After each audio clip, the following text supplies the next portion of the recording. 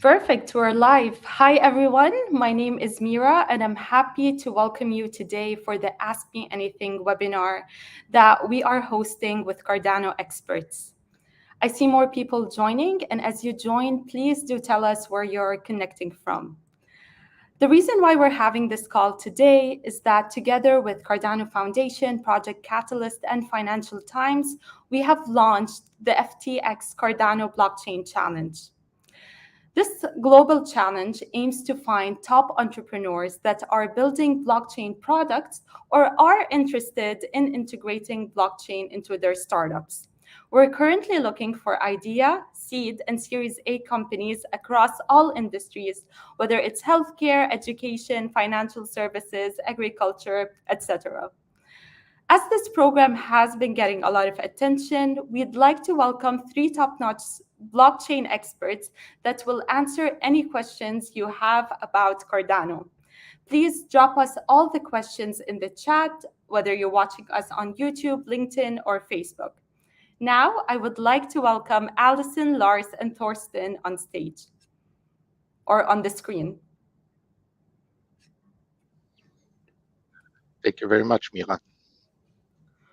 Perfect. Thank you very much for joining us. Before we get started, we would love it if you could go ahead and quickly introduce yourselves, starting with you, Allison. Hi, Mira. Thanks so much for including me today. It's fun to be here. So I'm Allison Frohm. I've been in the Cardano ecosystem in one way or another for about over 2 years. My background before that is in legacy finance. I was a banker in the US for a number of years, and I've done a lot of different roles in finance and accounting and some other things along the way. But super excited to be in the Cardano ecosystem. I fell in love with this community and this project from literally the first moment I was introduced to it, and then had the great pleasure and privilege about 6 months ago to leave the job that I had to start my own business, which is Crypto Alley, and I'm now working full-time in this space. So my work is focused on decentralized identity and decentralized governance. Happy to talk more about that if anybody's doing projects in that area, but otherwise, happy to answer any questions that you might have, and thank you again for having me. So I'll turn it over to the next person. Amazing. Thank you very much. Dr. Lars, would you like to go ahead? Sure. Thank you very much, Mira. Thanks for having me. So I'm Lars Brunjes from Germany. I'm a mathematician and a software engineer and joined IOG. That's the engineering company that actually builds Cardano, like almost 6 years ago now. And first as a Haskell developer. So Haskell is the language that we're using for most of our software.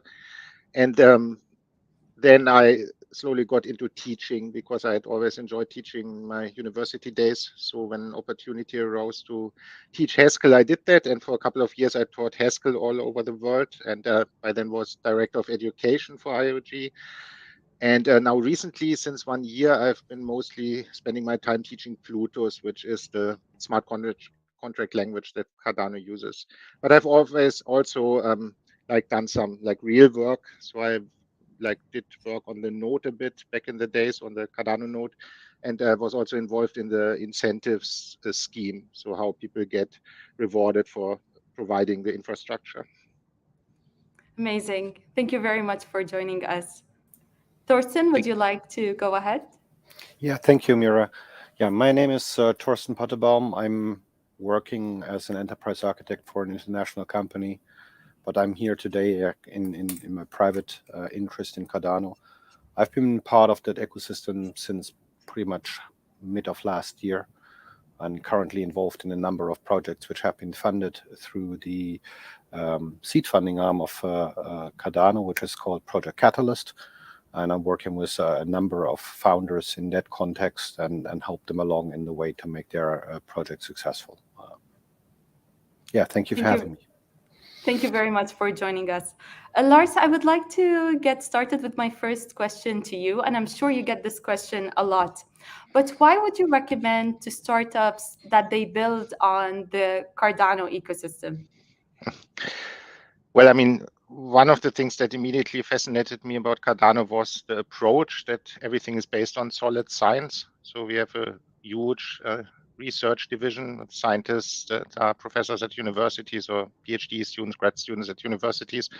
So everything is like based on very solid research. So like following the highest, the standards that were used from other areas in science, peer-reviewed papers and so on.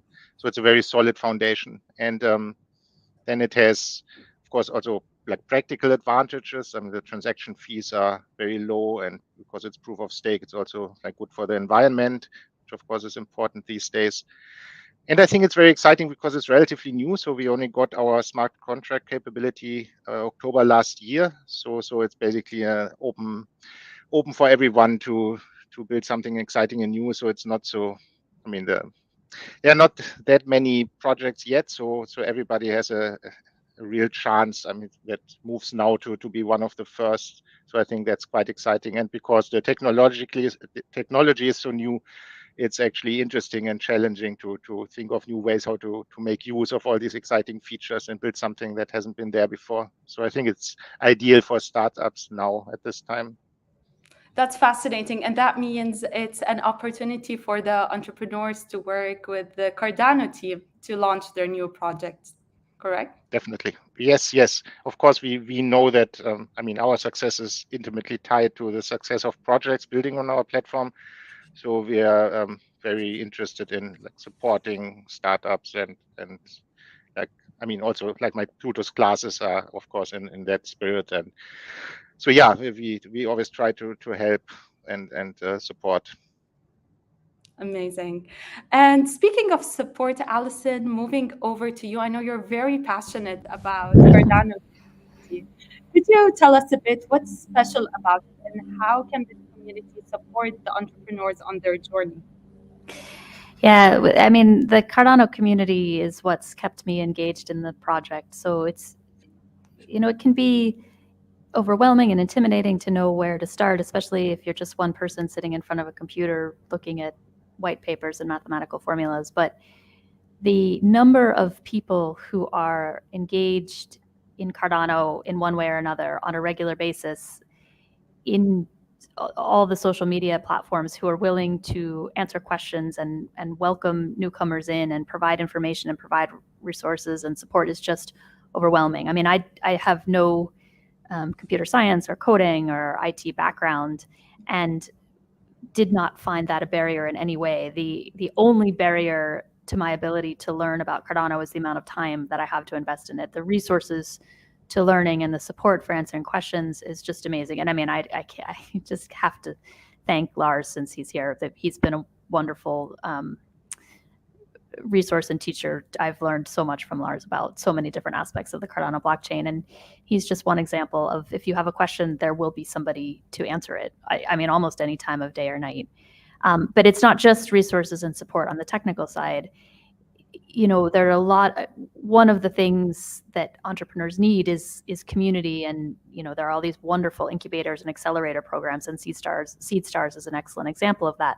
But Cardano provides its own natural community for entrepreneurs. So Project Catalyst, which Thorsten had referenced, is a funding arm that distributes funds from Cardano's own treasury in a decentralized way based on votes from the community, provides a natural gathering place for entrepreneurs. So if you have a question about, the boring topics of accounting or legal structure, or how do I recognize these transactions, there will be someone there to help you. Or if you need a videographer, or you need a sound engineer, or you want to partner with somebody who knows about online gaming, there's a natural community of people who are available and interested and looking in many cases for partners and for teammates. And so the opportunities are, quite literally endless, and the enthusiasm and support and open arms of the community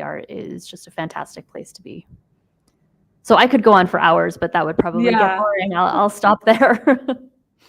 That's actually extremely exciting. And I think most of the entrepreneurs here with us today, they value the importance of being part of such a strong community. Thorsten, my question to you is, what do you think companies should do to build a strong technical foundation for their blockchain product?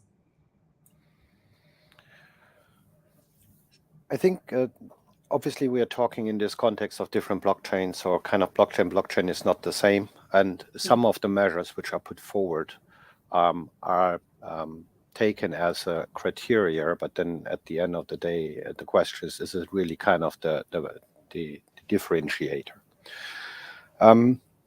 Cardano itself, as mentioned, based all the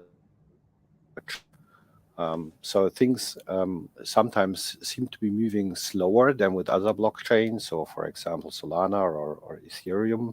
Having said Ethereum, you could say that also took quite a while to get effectively from the way they are producing blocks right now to what they're aiming for with staking. That has been something which Cardano in itself had all the time. So the point is that this academic foundation gives the assurance also kind of that what I'm building on this blockchain in itself will not fall over with the next blow of wind. So the smart contracts, as Lars mentioned, came in last year in October. And compared to other blockchains, that was relatively late, but the principle and the way it works is actually quite different. In the sense that the underpinning language is not the one which is used in a number of other blockchains. As you mentioned, it is Haskell. And for the smart contracts, actually, that's Bluetooth. And to learn Bluetooth in itself, and that's kind of where the ecosystem in itself becomes relevant. If you want to build something, you have to understand how to build it instead of finding out yourself. Where do you get help? And we have two examples actually here. Lars kind of is providing a tremendous training and education program for Bluetooth. This Bluetooth Pioneer program, which more or less gives you a really start and a solid foundation from a programming perspective to understand how Cardano actually works. And on the other side, as Allison mentioned, there is a community which is behind that. So it doesn't really matter which time of the day you have the question, you will always find someone to answer the question. So while you're sitting on your own problem, Cardano from an ecosystem in itself gives you some advantages which you might not find somewhere else. One thing which is for sure different, and again, that is something which more or less kind of might have to be considered, is actually the transaction model, which is underpinning, which is originally the same as the one for the Bitcoin blockchain. But with Bluetooth and the smart contracts, actually, that's what's extended into an extended UTXO model. And if you have any questions, Lars is the man for you on that one. He can explain that in very much detail. But that gives some advantages when it comes to Cardano. And the biggest one I perceive is that while other blockchains might handle NFTs and tokens in form of contracts, smart contracts, on Cardano that is native. So you can create a token, and its token is natively handled by the layer 1 blockchain as such. So you don't need a smart contract to do that. You can use smart contracts for other purposes, but NFTs and tokens are able to be handled directly by the blockchain itself. And that's a big advantage in itself. So the model in itself, underpinningly, you have to get familiar with. But as I said, there are plenty of sources you can read. You can attend educational programs, and the community is also there to help. And that is underpinned also by what Allison already mentioned. Since the Project Catalyst in itself was started, and that's a bit more than a year ago, actually, we funded over 1,000 projects on Cardano. So there is a lot of activity going on. There are a lot of people who are really deep in this, and it's a lot of fun to do that. And what makes Cardano perhaps special, in a sense, is the roadmap. And the roadmap includes also governance. So whatever you build and whatever you do is not just based on the pure technical side of things. You actually have a say and an involvement in the blockchain in itself. And I think that's quite fascinating also as an opportunity for entrepreneurs. Right. Thank you very much. I think this was highly insightful. I'm starting to receive some questions from the audience. And of course, if you have any questions, to our audience, please drop them in the chat. We're here to answer them for you, whether they're related to Cardano or to the program. I have a question here from Sabrina, and perhaps, Lars, you could provide us with a bit of insights on it. Are there any types of products that are easier to launch on Cardano? Interesting question. I mean, as Thorsten mentioned, that like native tokens, NFTs and so on, somewhat because they are native, so maybe something using that like NFT marketplaces and so on. I mean, it's an interesting question. I would say also when it's like about a lot of money, because I mean, one of the advantages of this extended UTXO model is that it's more secure. At least you can make it more secure. So it's actually feasible to have real mathematical proofs that like certain bad things can't happen. So maybe if a lot of money is at stake, for example, then Cardano should be your choice, because it's easier to be really sure, to have a very high level of assurance that everything will work as expected. Apart from that, I mean, it's, as I said, as Thorsten also said, it's a different model, so it requires new ways of thinking. So probably it's applications that nobody has yet even thought of that will be particularly suited for Cardano, because it's so different in a sense. Yeah, perhaps I can also Sure. make a comment Please on go that ahead. one, if you allow. There is an ability with smart contracts which actually are on a low-code area. There is a part which is called Marlow, and the model which is used actually to build smart contracts through Marlow as such is derived from how you teach 5-year-olds in school. It's almost like building blocks, like Lego blocks, the way you can build smart contracts.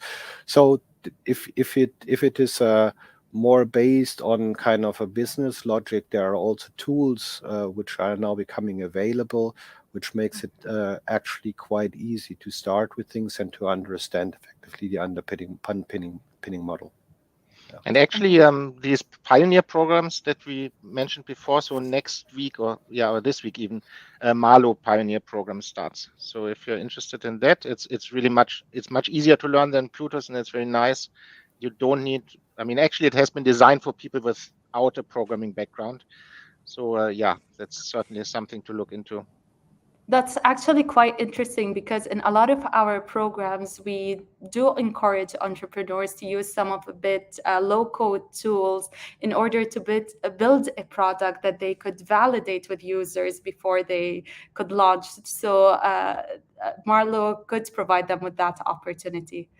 Allison, I have a question here for you from a startup mentioning, we are a wellness startup providing nutritional advice based on breath analysis.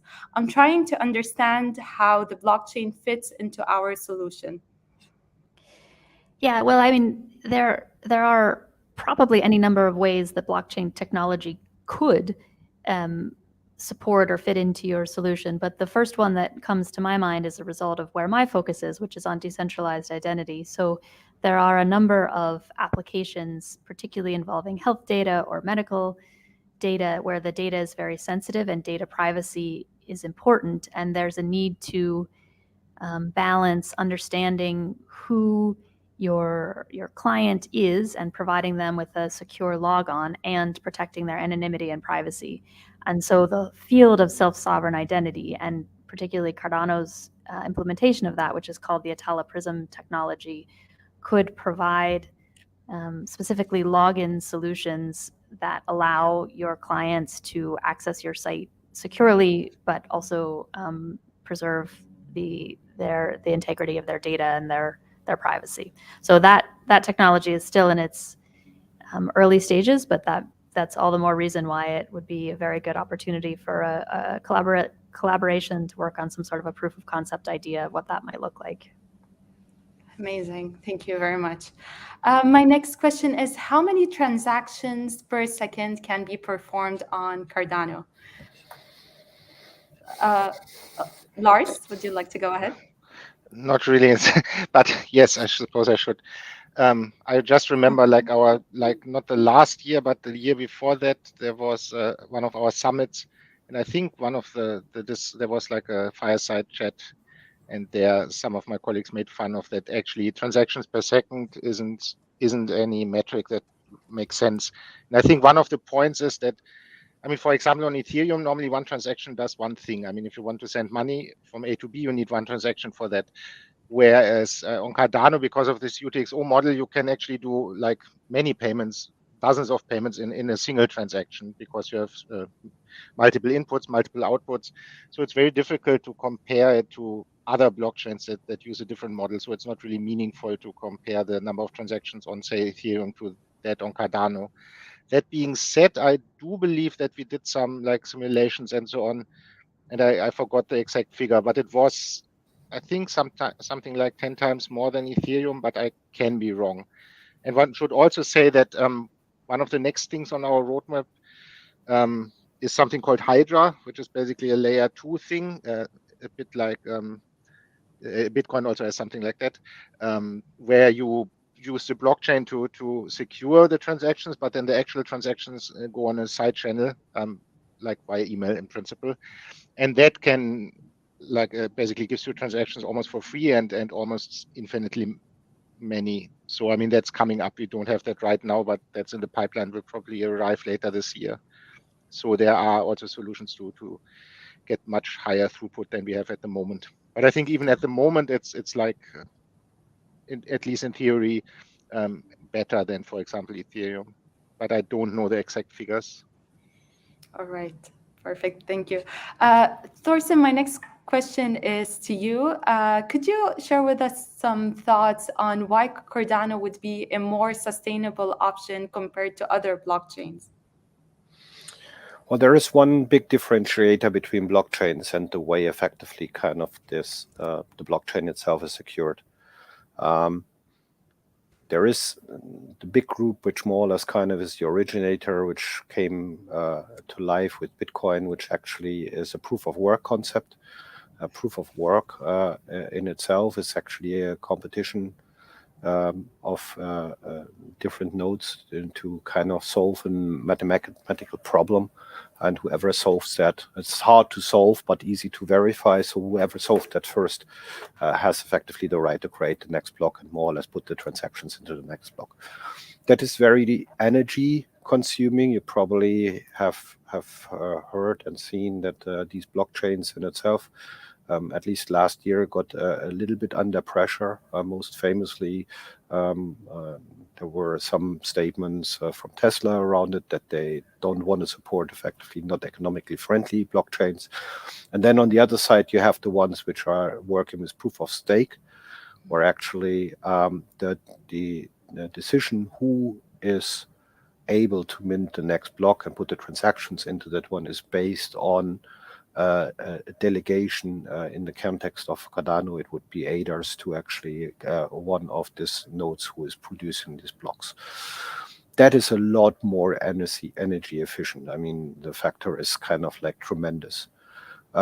And in that context, this model which Cardano is using is actually the first proof of stake blockchain which successfully was launched. It was initially kind of deemed as that will never work, but we have proven that it does work. And there are now a number of other blockchains which are actually kind of taking this into consideration. So from an economical perspective, proof of stake, and that's also where Ethereum is driving through to, is clearly a lot more economical. That expresses itself also in the fact that, and Lars mentioned that one already, transaction fees on Cardano are actually reasonably low. To give you just one example, if you just send ADA around, or even if you send a native token around, you can bundle a number of transactions, and we're talking realistically about 100, 150 or so, and the transaction fee for that one is somewhere in the fraction of one ADA. And an ADA at the moment, unfortunately, is quite low. It's about 60 US dollar cent. So if you take that into consideration, you can effectively transact hundreds of payments within one transaction, which will cost you probably somewhere in the area of 10 to 15 cents. Yeah. All And right. that makes it from an economical perspective very, very attractive. Aside of that, and that's one thing what Lars already also mentioned, there are a number of layer 2 solutions coming effectively to Cardano now. Hydra is the one which has developed the IOG, but there are others, and they actually use underpinning same technology, but actually then kind of gives the ability to scale that up even further, so that the transaction costs in itself, compared to other blockchains, are actually not really a factor. Thank you very much. Allison, my next question to you is waste management and environment protection within the supported themes in Project Catalyst? Yeah, it's a good question. And actually, I wanted to follow up with what Thorsten had said in response to the environmental impact question, and answer both in the same way, which is that I think possibly because proof of stake, which is Cardano's method, is so much more sustainable and uses so much less energy, Cardano has attracted a number of entrepreneurs and community members who are very focused on environmental sustainability. Again, because of the attractiveness of the model of the blockchain. So there's a huge movement within the Project Catalyst community. It's loosely called Cardano for Climate. It's an informal and every day becoming more formal group of people who are working on a huge variety of projects, all focused on environmental sustainability. And so there was some publicity around Cardano's blockchain being used to support the planting of trees globally. That was a huge milestone. It's called the Veritree project. There's someone else working on an open litter map to use citizen science to help fight pollution problems around the world. And there are a number of other initiatives that I just am not aware of, but it's a big and warm and supportive community. And so those projects that were mentioned here have no doubt find a happy home in that group of people. As it gets to Project Catalyst specifically, maybe I can just talk about one really interesting feature of how Project Catalyst works, which is that every 3 or 4 months there's a new funding round, and each funding round is divided into a number of challenges or themes. And what's really interesting about Catalyst is that for most of those themes, those are set by the community. So if there's a strong group of people who wants to have a particular theme to receive money from the Catalyst budget, it's up to that community to submit that proposal and get it voted on to funnel the distribution of Catalyst funds in that particular direction. So the answer to which themes are supported by Catalyst is it's really entirely or almost entirely up to the community to determine that, which is, makes Catalyst very exciting. Yeah, that's definitely amazing. And yeah, this program will be an opportunity for the entrepreneurs to get a step further into getting in touch with Project Catalyst. We've been receiving a lot of questions about the program, but just to let the startups know, this program is targeting idea, seed, and pre-series, Series A entrepreneurs from all over the world. Among the benefits would be access to Seedstars bootcamps, one-to-one mentorship sessions, connecting with more investors, as well access to tech perks, to knowledge, and of course, access to the Cardano community. So if you have any more questions related to the program, please drop them in the chat. Please note that the deadline for application is May 31st.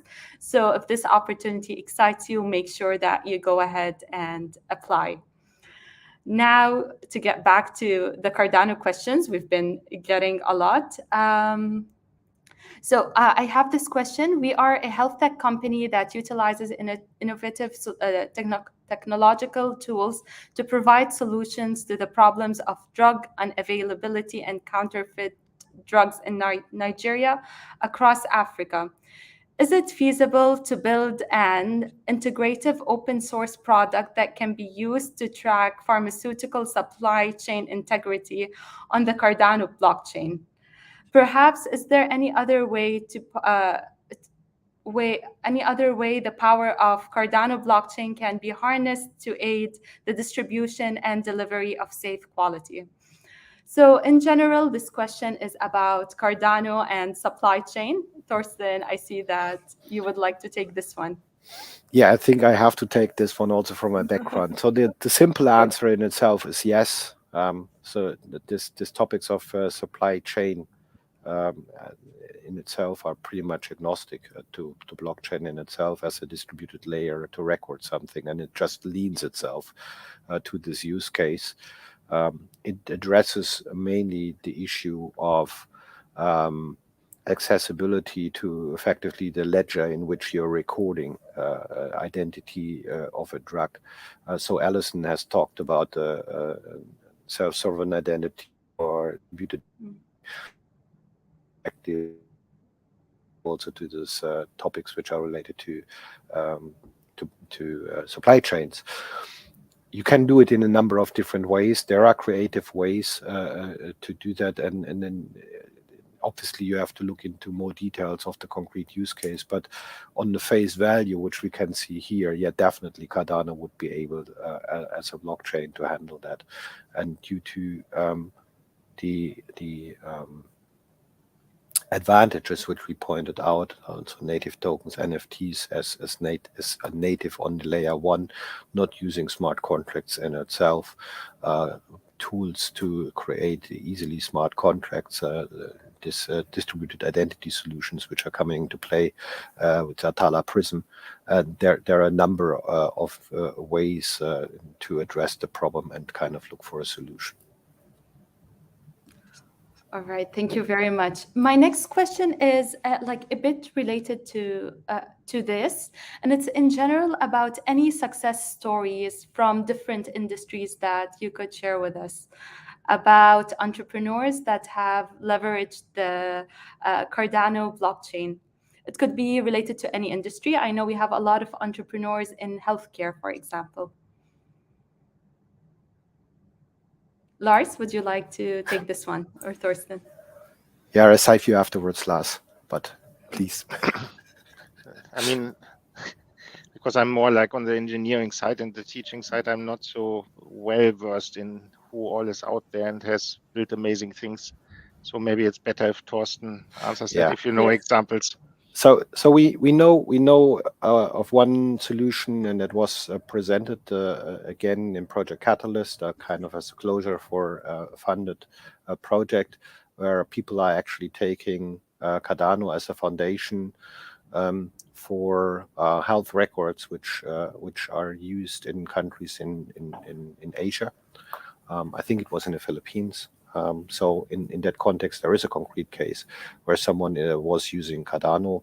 The solution in itself existed before, but actually kind of now some elements which they had before, effectively in a cloud-based environment, they were bringing now to Cardano, and with the technology available, it gave them an opportunity to, for example, prove records without disclosing content of records, which is from a medical sensitive data perspective quite relevant. So yes, there are solutions in this area. As Lars already said, the smart contract capabilities are still quite new. So we are, let's say, kind of a bit more than half a year in. Within a short period of time, a number of projects have been spawned and are using this. So on the healthcare side, I just mentioned, obviously there are now a number of DEXs which kind of like give capabilities which you are aware of from other blockchains, just with the difference that you're not paying hundreds of fees to exchange 5 tokens or so.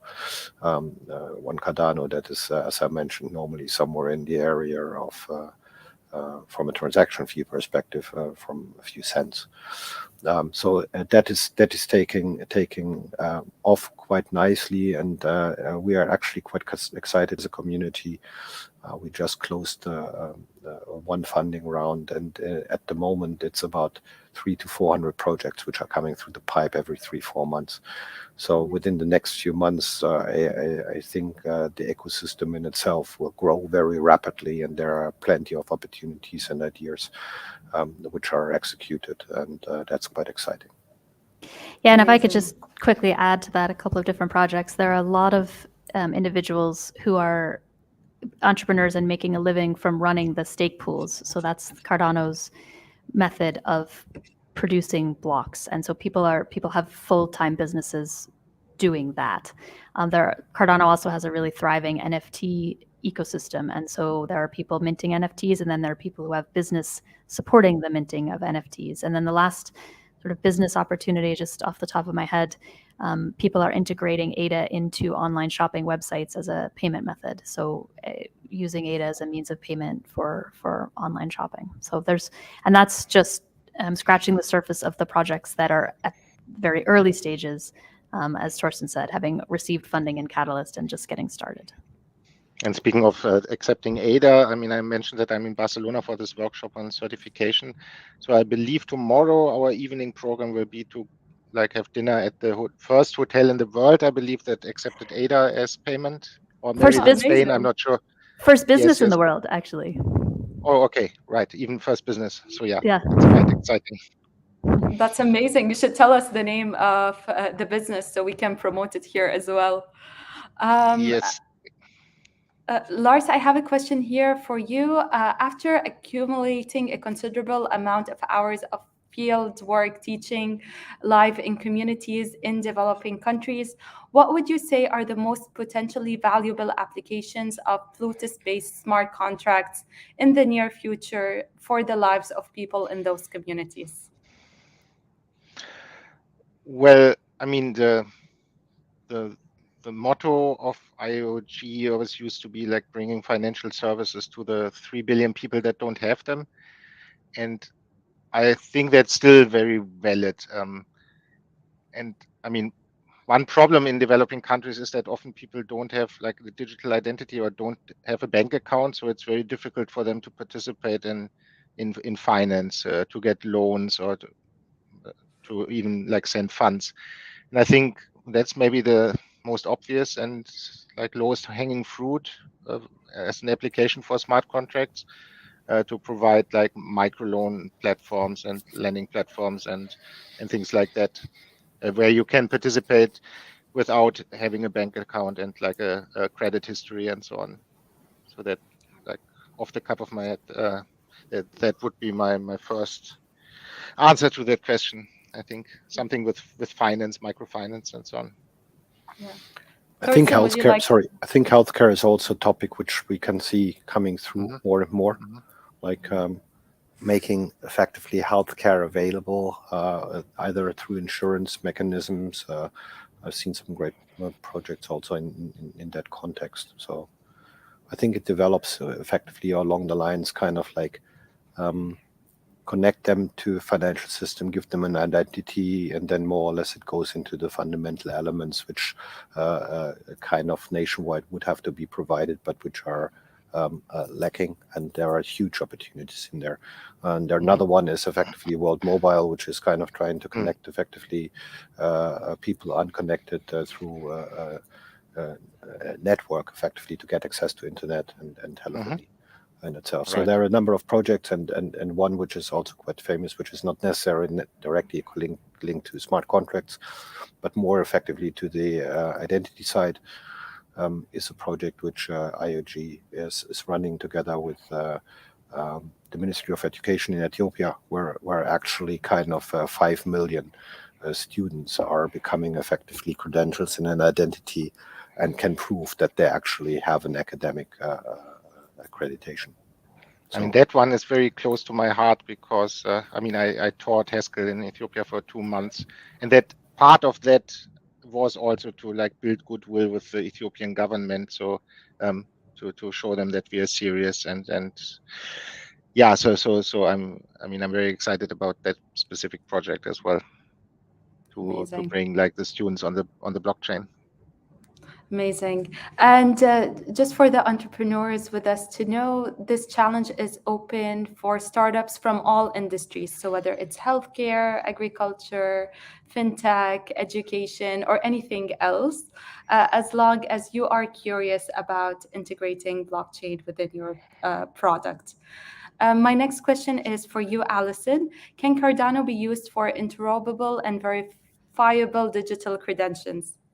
Yeah, that's a great question. And let me start by taking just a quick step back to explain what a digital credential is for people who are not familiar with the industry. So that falls into this industry that we're calling self-sovereign identification.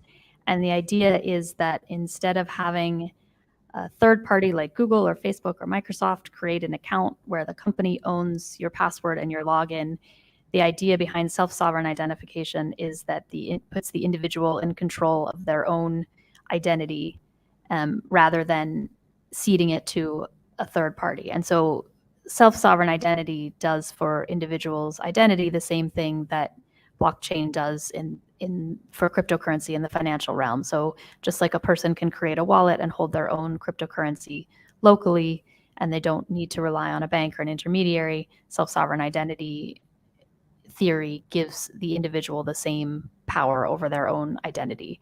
So Cardano is building a self-sovereign identity implementation, which is called Atala Prism, which allows individuals to create their own decentralized identifiers and allows entities or individuals to then issue digital credentials to a decentralized identity. So a digital credential is a digital representation of something like a university diploma or a driver's license, or even, a proof that somebody has taken a class, or a reputation badge saying, I think this person is good at finance. So a digital credential can run the gamut of anything that could be considered a credential in the real world. So regarding interoperability, this is a really important question, because for these credentials to have the highest value, they have to be able to be used widely and broadly. And so what Cardano is doing is designing Atala Prism to global standards, which have been set by an organization called the W3C Foundation, which has set a standard that all of the major projects are building towards, which would allow credentials to be interoperable across different systems. Now, credentials are held in wallets, just like cryptocurrency is held in wallets. It's the same general concept. And an important thing is that the wallet then has to be able to hold credentials that might have been issued by using different technology on different platforms. And so a really important thing that the industry needs is for wallets to be able to handle credentials that have been issued on different platforms.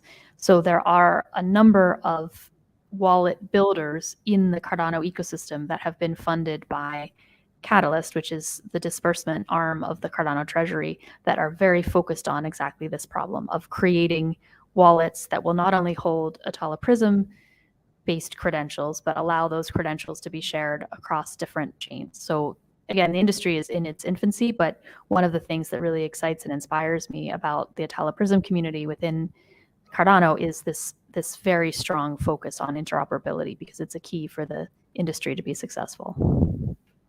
All right, thank you very much. And speaking of different chains, my next question is for you, Thorsten. We have a question here. If we want to build on Solana and then switch to Cardano, can we do that? No, I'm getting a little bit on the ice. Lars, you might have to help me out on this one. My understanding would be that Solana is also using the same programming language as Ethereum. Is that correct? Solidity. I'm not that familiar with Solana, but in principle there are also projects running on Cardano. One is done by Merkle Media, which actually is bringing the Ethereum virtual machine, the EVM, to Cardano, so that you actually can port things effectively from Ethereum or Ethereum compatible blockchains. And apologies, I'm not that familiar with Solana, directly to Cardano. Obviously, you will not get all the benefits which you would have natively. It's a sidechain solution in itself. But for sure, things are getting cheaper. Let me put it this way, at least compared to the cost which you're facing at the moment in the Ethereum environment. And that's an easy pathway, kind of, if you say, I don't want to more or less kind of start from scratch again, to effectively port solutions from one chain to the other. Yeah. So on the Right. Solana one, I have to come back to you. I have to kind of probably read myself up on the technology on that side, and then I would be able to answer. But Lars, in general, it's easy for entrepreneurs to build on, to be on one blockchain and then switch to another. It depends on the blockchains. So Okay. I mean, a lot of them, as Thorsten said, are very similar to Ethereum. So they have like the same accounting model. They use the same programming language. So then it's easy. As we also said before, Cardano has the so-called EUTXO model, which has a lot of advantages, makes it much more secure, but it also means that you can't just take a solution from Ethereum and put it on Cardano. So it also, to be fair, it has that drawback.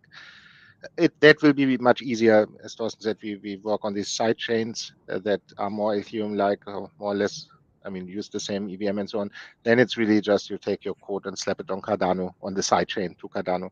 But if we really want to write native Cardano applications, then it's a bit more effort, I'm afraid. All right, clear. All right, so we are approaching towards the end, but I have one question that I would like to ask all three of you, and perhaps each one of you could share some thoughts. So we have a lot of entrepreneurs with us today, and they're all keen on building on Cardano. What would your advice to them be, since they are getting started? Perhaps starting with you, Allison. Yeah, well, I'm thrilled to answer that because I am myself an entrepreneur that's building on Cardano. So welcome. And I would say the best place to get started is to join the Catalyst community. So you can do that by starting with the main Catalyst Town Hall, which happens once a week, Wednesdays at UTC 1700. But that may not be a convenient time for people in other time zones where that's the middle of the night. So there are other spin-offs of the main Catalyst Town Hall that happen for different communities: Eastern Town Hall, Latin American Town Hall, Catalyst Town Hall, Pacific Catalyst Town Hall. So there are Telegram channels related to Catalyst where you can find all of the information about when different events are happening. So then the Cardano Forum is another great place to go for broader Cardano-related questions. So that's a place to engage.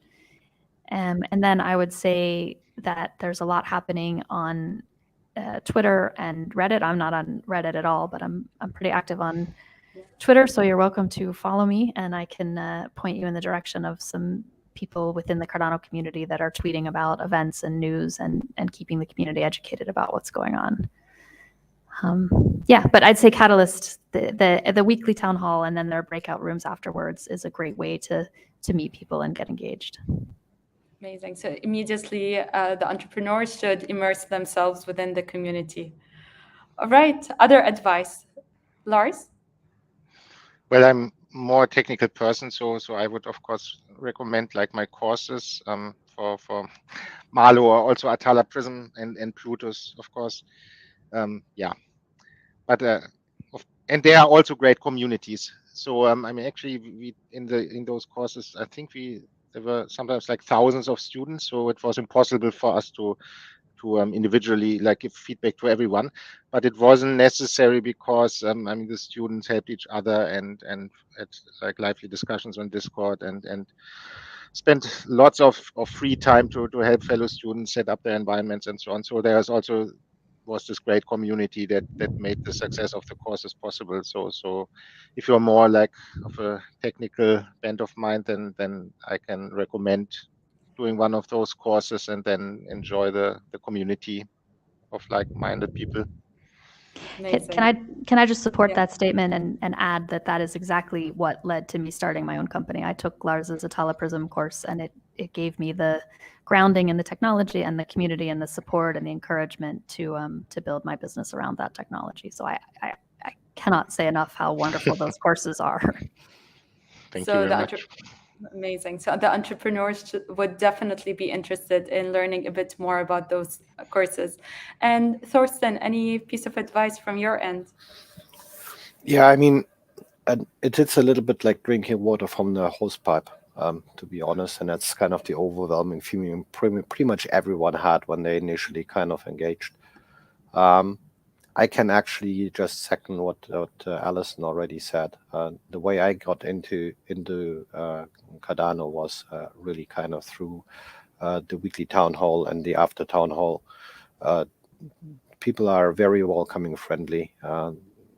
We are fully aware that things might not work out the way. And if you kind of participate in this town hall, you will kind of see that the theme is things might break, things might not be documented the right way, but actually what we're trying to do is kind of foster the best possible environment for human collaboration. And I can really say this is what it is. So kind of try to come and engage. It's very, very easy if you find an interesting contact just to shut them up and say, would you mind to have a talk? And I have never had anyone who said, no, don't even bother with me. They all are way around. It probably takes a kind of like 1, 2, 3 town halls before you kind of start to settle in, but then you kind of see common faces. Allison is always there. I'm pretty much all the time there, and yeah, please feel more than welcome. Kind of if you have a concrete question, kind of to approach us directly, and wherever we can help and point to people which we believe would be the best suited to help you along, please do so. And it's a great community, and it helps actually to get into the right channels. Yeah, there are so many rabbit holes, but the community in itself is actually helping you to accelerate to find answers to questions. And we have a lot of entrepreneurs coming in, also serial entrepreneurs who kind of start to get interested in Cardano. And I think the feedback which I heard effectively from all of them is it's an amazing community. We never experienced something like that. And it opens up so many opportunities which we didn't have before. That's true. Thank you very much, all three of you, for your great advice. I believe this would mark the end of this webinar. As for the entrepreneurs with us, I would like to remind you that the deadline for applications to apply for this program is on the 31st of May. So make sure after this webinar, you check out our website and then you go ahead and apply for it. And if you still have any more questions, feel free to drop them to me by email, and I'll make sure that you will get all the answers you need and clarify any doubts.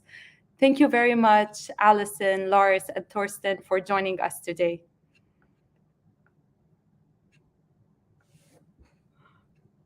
Perfect. Thanks, everyone. Have a good day. Bye.